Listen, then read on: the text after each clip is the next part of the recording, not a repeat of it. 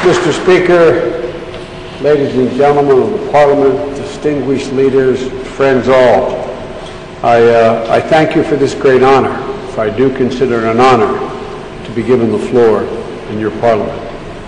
I speak not only on behalf of myself as Vice President, but I speak for my President, President Obama, as well as my country.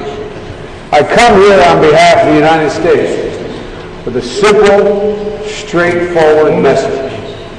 We, the United States, stand by you on your journey to a secure, free, democratic, and once again united Georgia.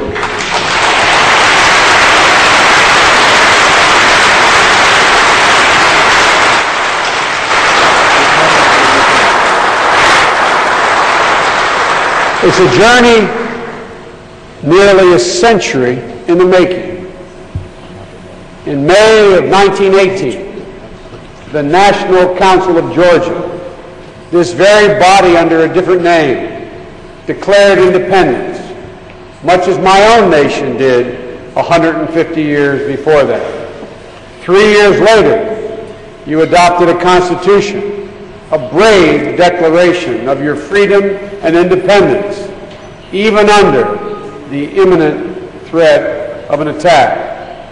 1 month later, the Bolshevik occupation was complete, and this Parliament met for the last time until the end of the century. It was a journey halted before it began, but the journey renewed in 1989 as the cries for freedom rang throughout Georgia once again, only to be stopped one more time by the last gasp of a dying empire. 2 years later, you declared your independence again, and a seed planted generations before became a rose about to bloom.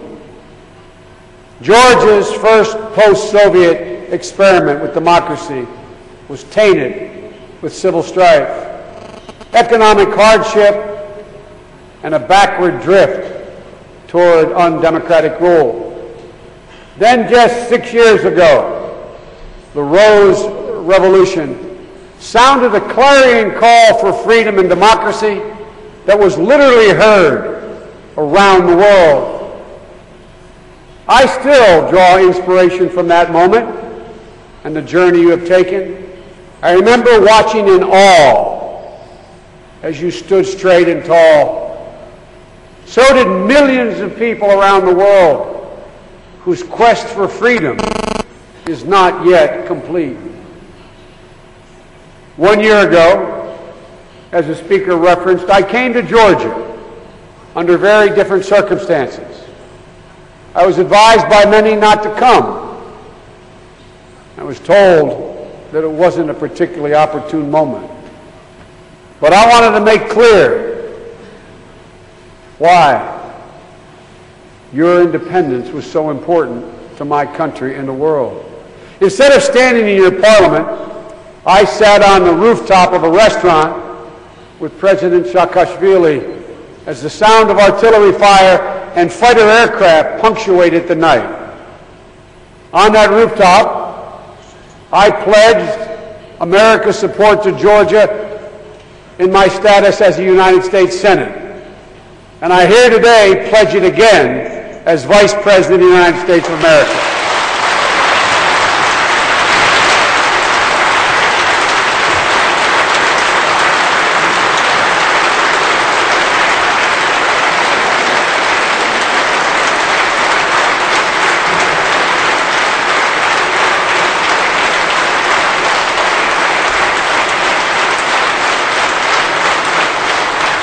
I pledge it not only on my behalf, but on behalf of President Barack Obama.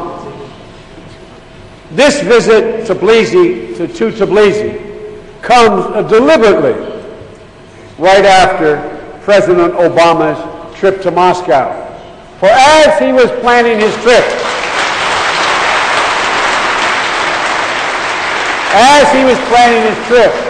he instructed me to plan my trip to Tbilisi. Ladies and gentlemen, I know that some are concerned, and I understand it, that our efforts to reset relations with Russia will come at the expense of Georgia. Let me be clear. They have not, they will not, and they cannot.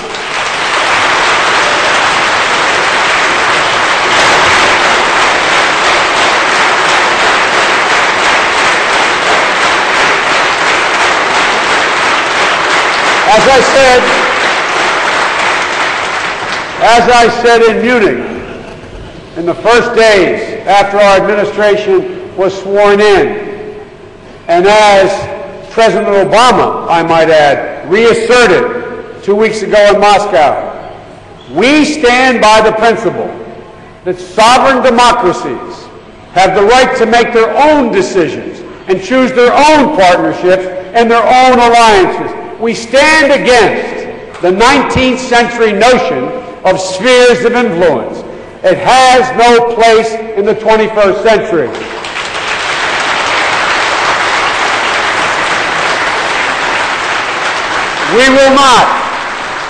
We will not recognize Abkhazia and South Ossetia as independent states. And we urge the world not to recognize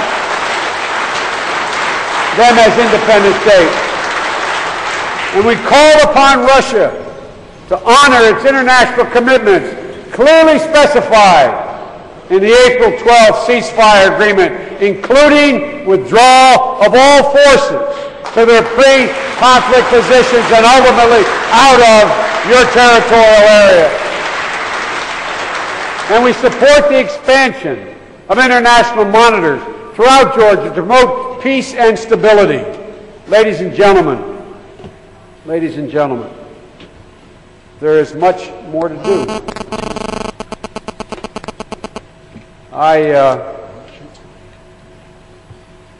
During my visit last year, I was moved by the plight of families displaced from their homes in South Ossetia.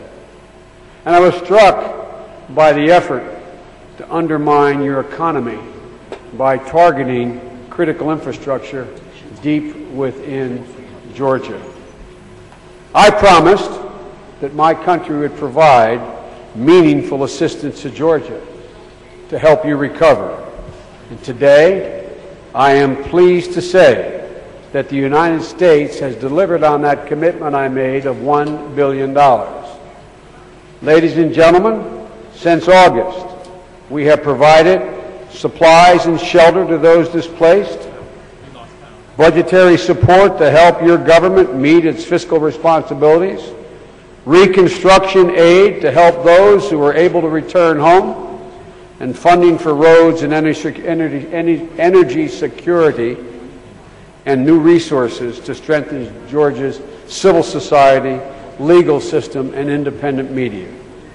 All in all, Georgia today is one of the highest per capita recipients of U.S. aid in the entire world. Even where I come from, $1 billion for 5 million people is a lot of money. We're also working closely with Georgia to modernize your military with a focus on training, planning, and organization. We understand that Georgia aspires to join NATO. We fully support that aspiration. And members of Parliament, we will work to continue to help you meet the standards of NATO membership. I am